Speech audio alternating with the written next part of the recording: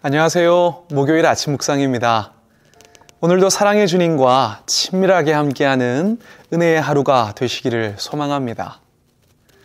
여러분 혹시 나는 전혀 의도하지 않았는데 상대방에게 미움이나 분노의 대상이 되어서 억울했던 그런 경험이 있으십니까?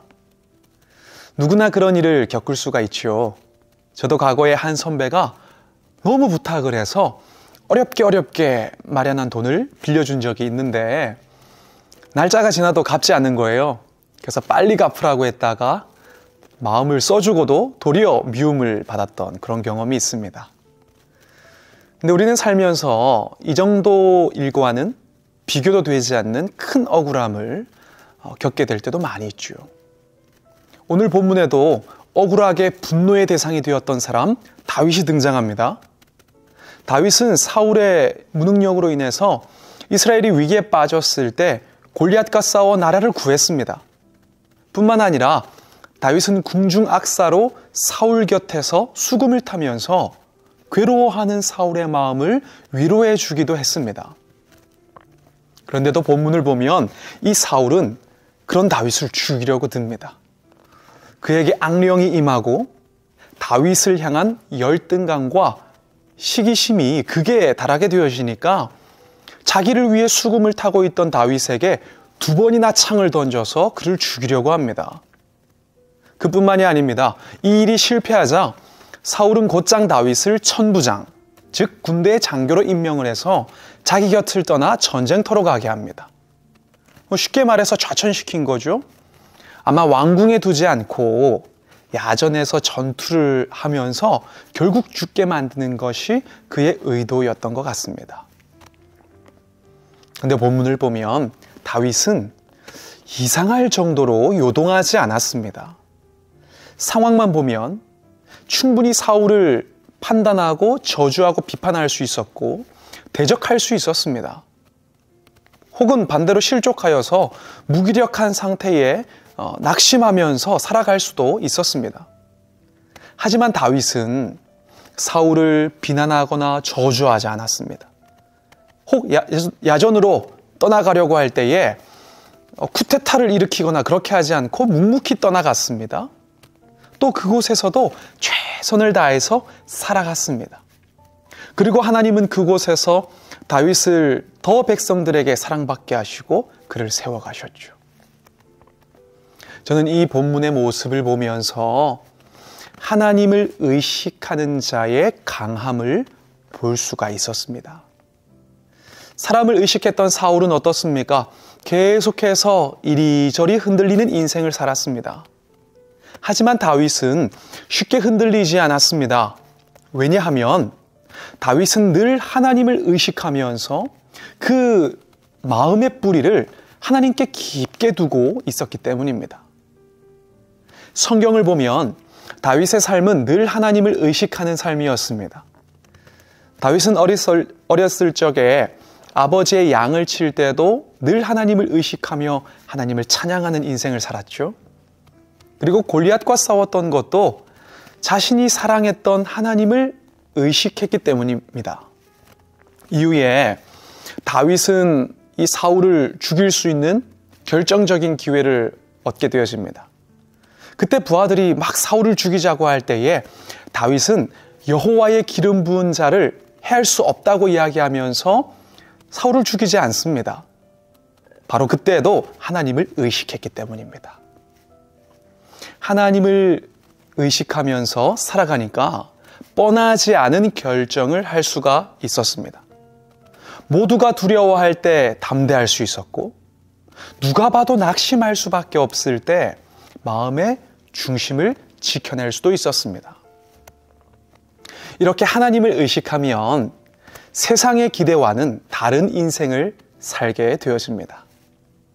하나님을 의식하면 때로는 사단이 시험할 때에도 사단의 기대와는 전혀 다르게 이기는 반응을 하게 되어집니다. 하나님을 의식하면 하나님의 기대대로 살게 되는 것이죠. 우리가 잘 알고 있는 요셉도 하나님을 의식했기 때문에 보디발 아내의 시험을 피해갈 수 있었습니다. 다니엘도 늘 깨어 기도하면서 하나님을 의식했기 때문에 죽음의 위협 앞에서도 포기하지 않고 끝까지 기도로 승리할 수 있었습니다. 우리도 우리의 인생에 이 사울 같은 존재와 상황이 우리를 괴롭힐 때가 있죠. 나를 억울하게 하고 때로는 분노하게 할 때가 있습니다. 그때 감정으로 반응하지 말고 우리도 하나님을 의식하며 살아갈 수 있기를 소망합니다. 내 앞에 있는 그 사람을 의식하면 사울처럼 창을 들게 됩니다. 근데 창을 들면 해결이 빠를 것 같지만 결코 그것이 가장 좋은 선택이 될 수가 없습니다. 최선의 방법은 하나님께서 일하실 수 있도록 그 상황을 하나님께 맡겨드리는 것입니다. 그리고 하나님을 의식하게 되면 창을 들지 않고 손을 들게 되어집니다. 인간적인 수단인 창을 드는 것이 아니라 기도의 손을 들게 되는 것이죠. 그리고 그렇게 손을 들고 하나님의 도우심과 인도하심을 구하면, 그리고 순종하면 그때부터 하나님의 뜻이 우리의 인생 가운데 이루어지기 시작하는 것입니다. 우리의 인생의 영적인 이력서가 그때부터 하나님께서 일하신 일로 채워지게 되는 거죠. 하나님을 모르는 사람들은 오늘도 자신의 인생의 이력서에 의미 있는 한 줄을 더하기 위해서 많은 노력을 합니다. 그런데 그 이력들은 아무리 채워도 하나님께 인정받는 이력이 될 수는 없습니다.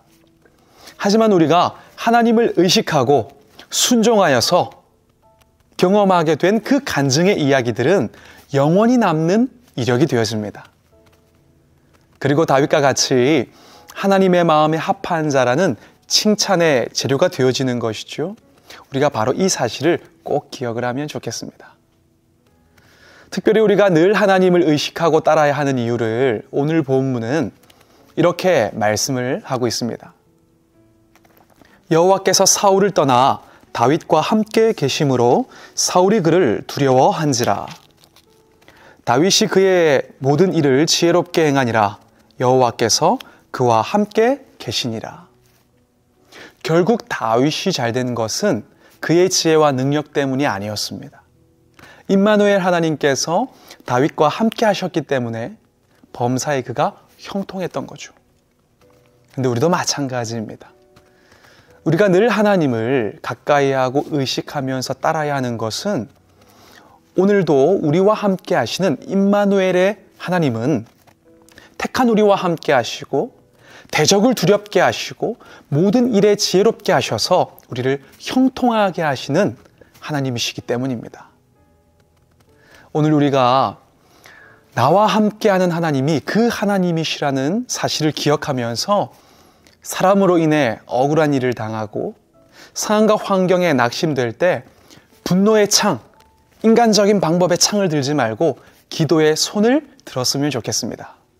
그때 우리는 하나님께서 함께 하시는 자의 놀라운 형통과 승리를 경험하게 될 줄 믿습니다. 그렇게 오늘 하루도 주님의 기쁨이 되고 하나님을 의식하여 승리하는 저와 여러분 되기를 주의 이름으로 축원합니다. 기도하겠습니다. 사랑의 아버지 하나님, 오늘도 우리와 함께 하시는 하나님을 바라보며 하나님을 의식하며 그 뜻을 따르게 하시고 인간적인 방법을 사용하는 것이 아니라 주의 말씀에 순종하여 주의 뜻을 이루게 되어지는 은혜가 우리의 모든 삶 가운데 이루어지게 하여 주시옵소서. 예수 그리스도 이름으로 기도드립니다. 아멘.